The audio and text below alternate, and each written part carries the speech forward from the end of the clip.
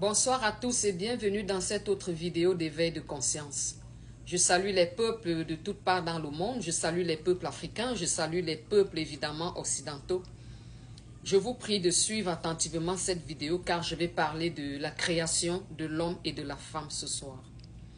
C'est l'une des révélations que l'Éternel m'a donnée il y a de cela plusieurs années et le temps est arrivé de pouvoir partager cela avec vous à travers cette petite vidéo. Voici la révélation que j'ai eue. À la création, l'Éternel créa l'homme, communément appelé dans la Bible Adam. L'homme était de couleur noire. La couleur noire ici représente l'autorité de Dieu. La couleur noire ici représente le jugement de Dieu. La couleur noire ici représente la colère de Dieu. Et de tout cela ressort la force de Dieu. C'est la raison pour laquelle l'homme noir a une force. De la côte d'Adam, Dieu créa la femme, communément appelée dans la Bible Ève. Ève était de couleur blanche. La couleur blanche ici qui représente la douceur de Dieu, qui représente la gloire de Dieu, et de cela ressort la beauté de Dieu, l'intelligence de Dieu et le raffinement de Dieu. L'Éternel dit, allez, multipliez-vous, remplissez la terre. Adam et Ève ont eu une multitude d'enfants. Ils n'ont pas seulement eu 3 garçons comme la Bible le mentionne, au nom de Abel, Caïn et Seth. Puisque logiquement, 3 garçons ne peuvent pas se multiplier et remplir la terre. Donc Adam et Ève ont eu des filles également. Plusieurs garçons et plusieurs filles. Il y avait des filles de couleur blanche, des filles de couleur noire, des garçons de couleur blanche, des garçons de couleur noire.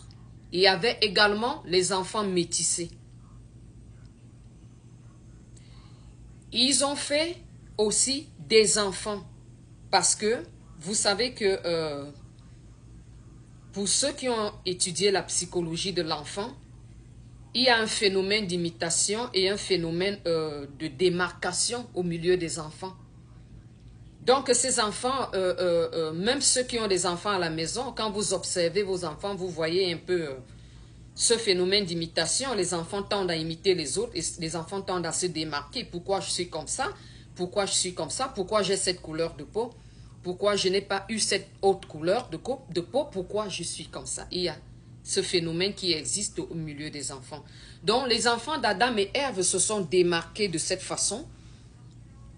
Ce qui fait que ceux de couleur blanche sont allés de leur côté et ceux de couleur noire sont aussi allés de leur côté. Ceux qui étaient métissés également se sont rassemblés de leur côté. Et ont fait aussi des enfants qui ont donné également des générations d'enfants, de peuples. Et tous ces peuples parlaient une seule langue. Lorsqu'ils ont conçu la tour de Babel, Dieu est descendu et a détruit la tour de Babel et leur a permis de parler maintenant plusieurs langues parce que ils ne voulaient pas aller de toutes parts dans tous les territoires de la terre. Je rappelle également que tout cela s'est passé en Afrique parce que l'Afrique est largement considérée comme le berceau de l'humanité. Donc, il fallait que ce peuple puisse se disloquer et découvrir d'autres territoires. Maintenant, il n'y avait plus seulement la démarcation au niveau des races, des couleurs de peau. Il y avait la démarcation au niveau des langues. Ceux qui parlaient également les mêmes langues partaient de leur côté. Et c'est comme ça qu'ils se sont répandus sur la terre, principalement en Afrique d'abord. Ceux de couleur blanche avaient une intelligence un peu plus poussée que ceux de couleur noire. Ce qui fait que ce sont eux qui ont parcouru les autres territoires de l'Afrique et s'y sont installés également. C'est la raison pour laquelle nous pouvons voir les peuples maghrébiens, mais qui sont toujours aussi des Africains. D'autres également de couleur blanche se sont rendus compte qu'il y avait des terres également de l'outre-mer, dont il y avait des océans qui séparaient des autres terres, et on cherchait également à aller là-bas. Et ils se sont rendus dans des autres terres qui existaient au-delà des mers, et se sont installés. Donc, ils se sont installés en Europe, en Amérique, et d'autres sont restés au nord de l'Afrique. Ceux qui étaient de couleur noire sont juste restés là où ils étaient. Donc, ils n'ont pas cherché à bouger et aller ailleurs. C'est la raison pour laquelle, ils sont restés en Afrique de l'Ouest, en Afrique centrale, à l'Afrique de l'Est. Parce que l'Afrique du Nord, c'est ceux de couleur blanche. Donc, c'est de cette façon que l'humanité a commencé. Et c'est la raison pour laquelle je dirais même que ce n'est pas Christophe Colomb qui a découvert l'Amérique.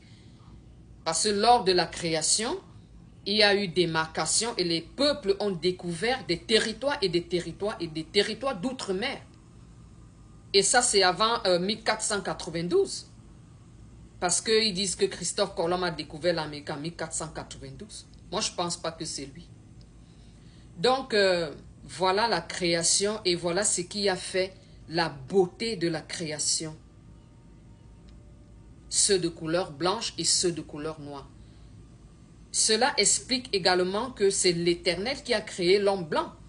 Parce que plusieurs se sont posé la question de savoir d'où vient l'homme blanc. Peut-être ce sont des gènes qui ont été mis ensemble dans des laboratoires et qui ont donné la couleur blanche. Non.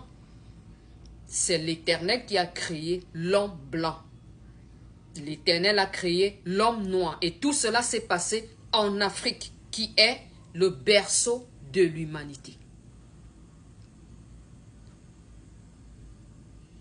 C'est la raison pour laquelle il a fallu que ces peuples puissent aller dans des autres continents. Donc, partant de l'Afrique, allant dans d'autres continents.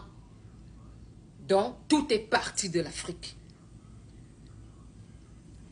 Ils sont partis de l'Afrique du centre et allaient d'abord en Afrique du Nord.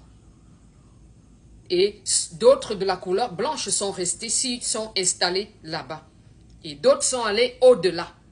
Parce que c'est ceux de la couleur blanche qui avaient une intelligence un peu plus poussée. Ceux qui étaient de couleur noire sont restés au milieu de l'Afrique et s'y sont installés complètement. Ceux qui étaient de couleur métissée, eux aussi, lorsqu'ils se sont mis ensemble, ils ont donné aussi d'autres couleurs. C'est pour ça que nous voyons certaines couleurs de peau qui sont un peu tendant vers du rouge. Donc, ça a été un peu ça. Et ceux-là aussi avaient de l'intelligence aussi poussée. J'ose croire même que c'est ceux-là qui sont appelés des Indiens aujourd'hui. Donc, parmi les enfants d'Adam et Ève, il y avait ceux qui avaient des yeux grands, des yeux fins, ceux qui avaient des lèvres épaisses et des lèvres fines. Donc, c'est pour ça que nous voyons aujourd'hui ceux-là que nous appelons des Asiatiques, parce que ils avaient de l'intelligence plus poussée. Ils ont découvert ces territoires de l'Asie. Et ils ont fait également leur génération. C'est la raison pour laquelle ils ont des yeux fins. Et ils sont appelés aujourd'hui des Asiatiques. Et toute leur génération ont eu des yeux fins. Donc c'est un peu ça. D'autres qui avaient les lèvres fines également ont aussi fait leur génération, qui sont aujourd'hui les Européens, les Américains, qui ont les lèvres fines. Et ceux qui ont les lèvres plus épaisses, qui sont restés entre eux et qui sont les Africains. Donc voilà un peu ce qui s'est passé, la beauté de la création, la beauté de ce que Dieu a fait. Donc, je vais m'arrêter.